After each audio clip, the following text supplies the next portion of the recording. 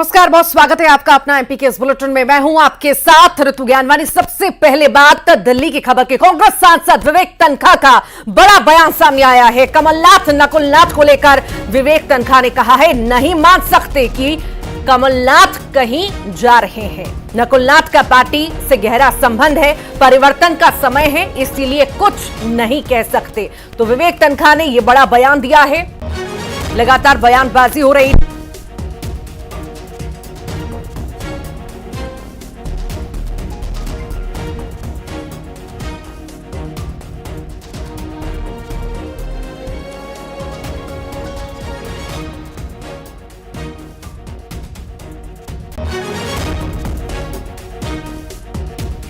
Gossip का एक trend बन भी गया है और कुछ कई दफे चीजें ठीक निकल आती हैं तो लोगों को लगने लगता है कि गॉसिप भी सही होगी।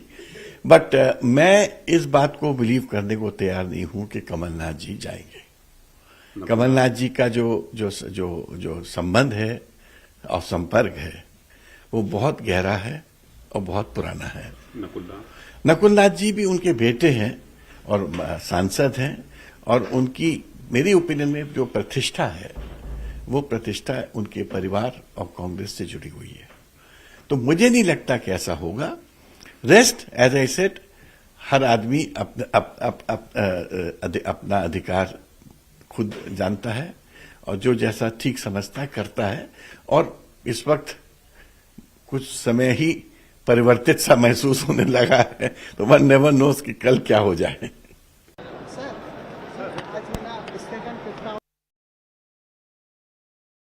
अशरफ, बड़ा बयान विवेक तन्खा द्वारा आया है। उन्होंने कहा है कि नहीं मान सकते कि कमलनाथ कहीं जा रहे हैं। आखिर क्या मायने इसके? देखिए, कमलनाथ और विवेक तन्खा बहुत गहरे दोस्त हैं, इनके बहुत पुराने रिश्ते हैं और वो इसी रिश्ते को निभा रहे हैं कि कमलनाथ पार्टी के साथ बहुत पुराने जुड़े हुए, उनके अपने भी रिश्ते हैं, पार्टी से भी हैं और उनके व्यक्तिगत संबंध भी है। तो उन्होंने साफ कर दिया है कि ना तो कमलनाथ जा रहे हैं और ना उनके बेटे सांसद नकुलनाथ कहीं जा रहे हैं, क्योंकि नकुलनाथ की प्रतिष्ठा भी उनके परिवार और कांग्रेस से जुड़ी हुई है। उनकी प्रतिष्ठा इसी से है, तो इसलिए उन्होंने साफ इनकार कर दिया कि जो ये काफी दिनों से राजनीतिक गलियारे में एक चर्चा का विषय है कि कमलनाथ या उनके बेटे पार्टी छोड़ रहे हैं और भाजपा जा रहे हैं, तो उस पर उन्होंने विराम लगाने का प्रयास किया है और इसका साफ कर दिया है कि वो दोनों नहीं जा रहे हैं, इसका उन्हें पूरा भरोसा है। साथ ही एक उन्होंने अंत में एक बात जरूर कही है कि आने वाले टाइम में, जैसे आजकल चल रहा है, परिवर्तन का समय है, कोई किसी के बारे में वो कुछ कह भी नहीं सकते, लेकिन फिर भी वो दावा ये करते हैं कि कमलनाथ कहीं नहीं जा रहे। जी, वाकई देखिए, जिस तरह से सहयोगियों ने पाला बदला और लगातार हम ऐसी तस्वीरें देखते आ रहे हैं अशरफ, और चूंकि चुनाव भी बहुत नजदीक हैं, आखिर अभी इन्होंने खारिज तो कर दिया है, पर आने वाले समय में क्या ऐसी स्थिति निर्मित हो सकती है?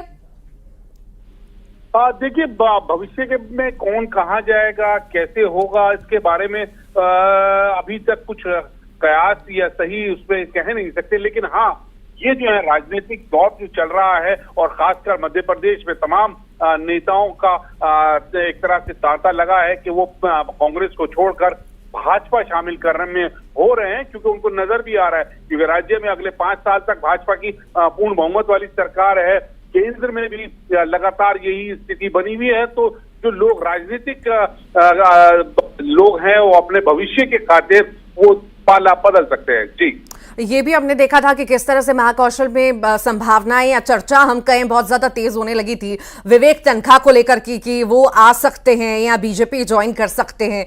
तो कहीं ना कहीं ये सिर्फ बाजार गर्म करने के लिए या सिर्फ चर्चाएं करने के लिए, माहौल बनाने के लिए ये सब चीजें शायद सामने आई थी। अब क्लियर हो चुका है कि ऐसा कुछ होने वाला नहीं है। फिलहाल बहुत शुक्रिया।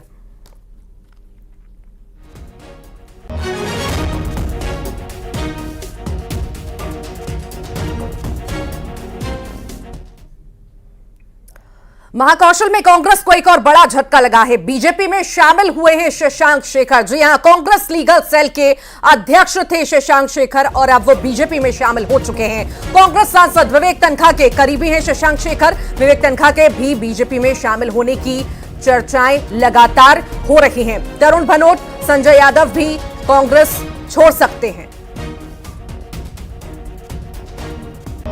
पे हूँ। राम राज्य की परिकल्पना को साबित होते हुए हम देख रहे हैं। राम जी का मंदिर बन गया।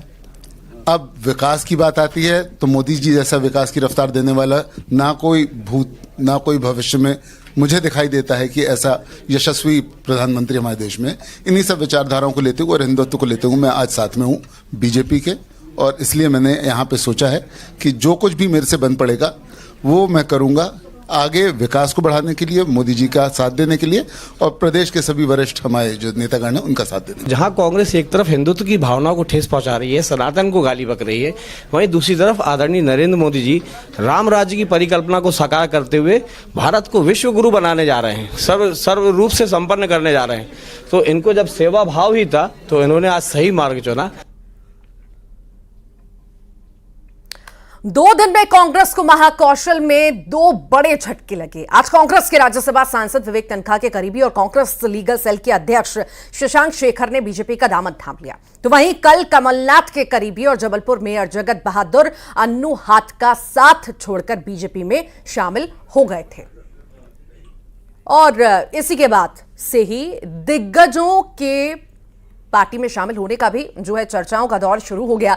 ये 2 तस्वीरें आपको दिखा रहे हैं कि 2 दिग्गजों ने कांग्रेस का दामन छोड़ा। महाकौशल में बड़ा झटका कांग्रेस को लगा और बीजेपी में शामिल ये 2 दिग्गज हो गए हैं।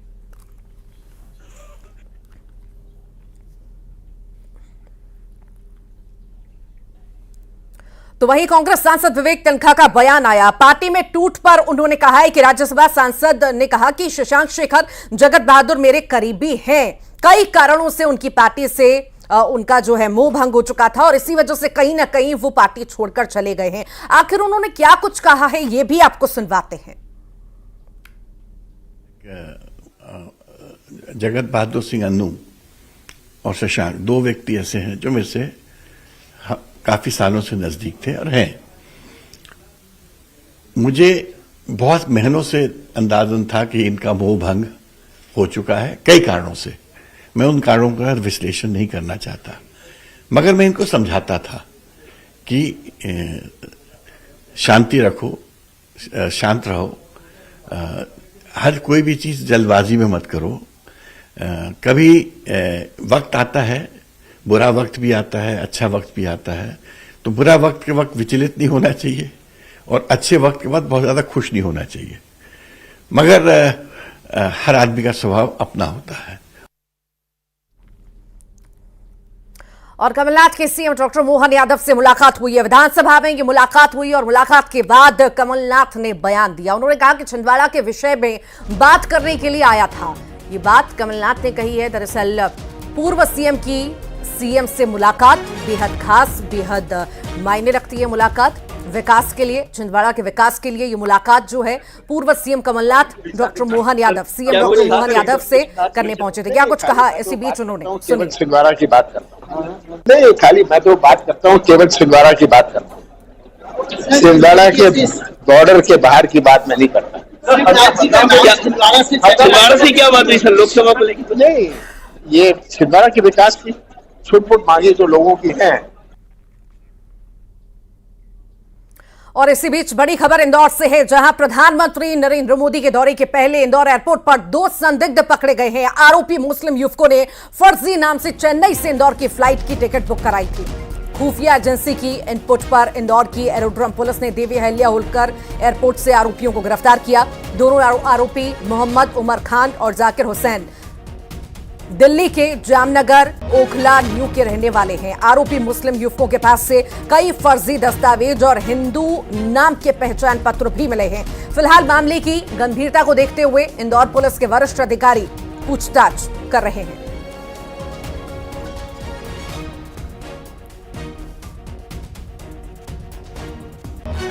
प्रधानमंत्री नरेंद्र मोदी का दौरा है और इसी एरोड्रम थाना क्षेत्र में कल 2 व्यक्ति जिनके नाम मोहम्मद उमर सन ऑफ साबिर खान और जाकिर हुसैन, ये लोग अबुल फजल एनक्लेव जामिया नगर ओखला नई दिल्ली के रहने वाले, इनके खिलाफ 420, 467, 68 यानी धोखाधड़ी के प्रकरण की कायमी की गई। घटना इस प्रकार की है कि आसूचना अधिकारी को एयरपोर्ट पे ये सूचना मिली थी कि जो देवी अहिल्याबाई होलकर एयरपोर्ट है इसमें चेन्नई से इंदौर आ रही एक फ्लाइट, उसमें कुछ संदिग्धों द्वारा अपनी पहचान छुपा के तस्करी की जा रही। तो जिसके बाद में इन्होंने उस फ्लाइट में उतरते हुए यात्रियों की चेकिंग की, जिसमें से उनको 2 संदेही मिले जिन्होंने अपना नाम मोहम्मद नदीम और आमिर खान बताया। और आमिर खान के पास 2 पहचान पत्र मिले, जिसमें से एक पहचान पत्र उसका आमिर खान के नाम से था जो धौलाना हापुड़ का के नाम से था, और दूसरा अनिकेत सन ऑफ ओम प्रकाश शर्मा, ये मैथिला हसनपुर बुलंदशहर उत्तर प्रदेश का उसके पास आईडी कार्ड था।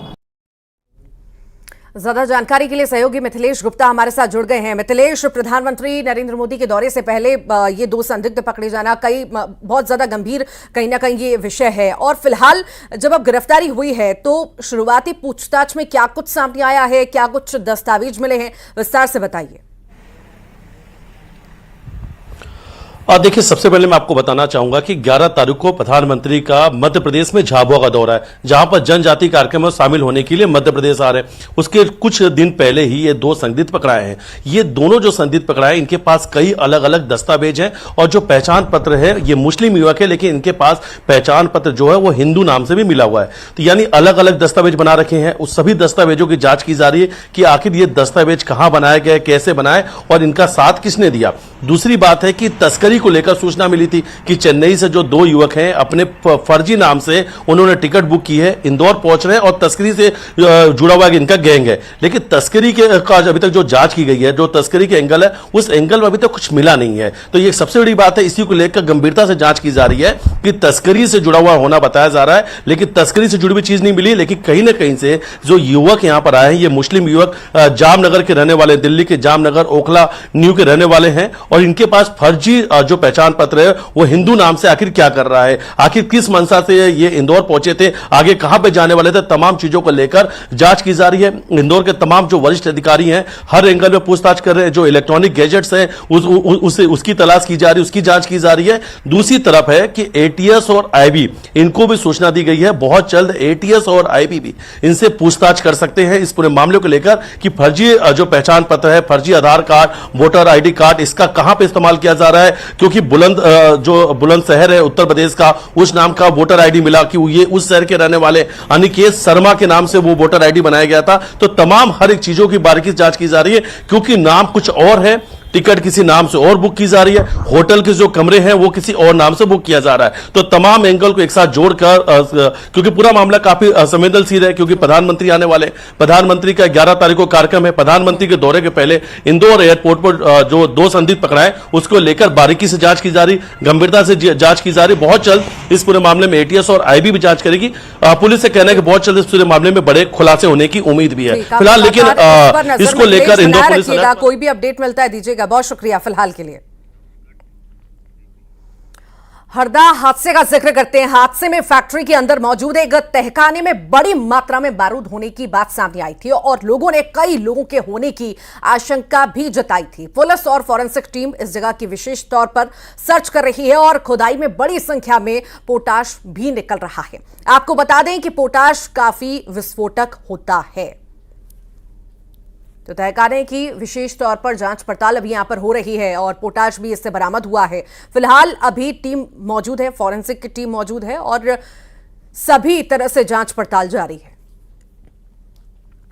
हरदा फैक्ट्री में हुए बम ब्लास्ट के बाद यहाँ का जो मंजर है वो ऐसा दिखाई दे रहा है जैसे रूस और यूक्रेन में जब युद्ध और जमकर गोलाबारी हो रही थी तो वहाँ की इमारतों के जिस तरीके के हालात हो गए थे, उन्हीं तस्वीरों की याद ये हादसा भी दिला रहा है। लापरवाही कहाँ हुई, कैसे हुई, जिम्मेदार कौन, ये सारे सवाल और ये सारे सवाल अपने अपनी तरीके से इनकी जांच चल रही है, जवाब तलाशने की कोशिश चल रही है। लेकिन एक बड़ा रहस्य बना हुआ है, वो रहस्य है तहखाने का। उस तहखाने में बड़ी संख्या में बारूद रखा हुआ था। ये बात बार बार निकलकर सामने आ रही है और अब उसी तहखाने की जो खोजबीन है वो यहाँ पर एसडीआरएफ एनडीआरएफ की टीमें कर रही हैं ताकि जो बारूद है उसे पूरी तरह से नष्ट कर दिया जाए और कोई आने वाले समय में यहाँ पर बड़ा हादसा ना हो। आप यहाँ तस्वीरों में देख सकते हैं, संभवतः हम उसी तहखाने के ऊपर यहाँ पर इस वक्त खड़े हुए हैं जहाँ पर वो पूरा हादसा हुआ था। दीपक आपको करीब से बताएंगे, खुदाई का काम भी वहाँ पर चल रहा है और यहाँ पर जो कुछ ये अवशेष नज़र आ रहे हैं और जो गड्ढा एक यहाँ पर नज़र आ रहा है, ये संभवतः इसी बात की ओर इशारा कर रहा है कि यहीं पे वो जो तहखाना है वो हो सकता है, बेसमेंट हो सकता है, जहां पर बारूद का भारी स्टॉक रखा जाता था। और इसी के साथ ही रुक रहे एक छोटे से ब्रेक के लिए, जल्द लौट रहे हैं और भी खबरों के साथ।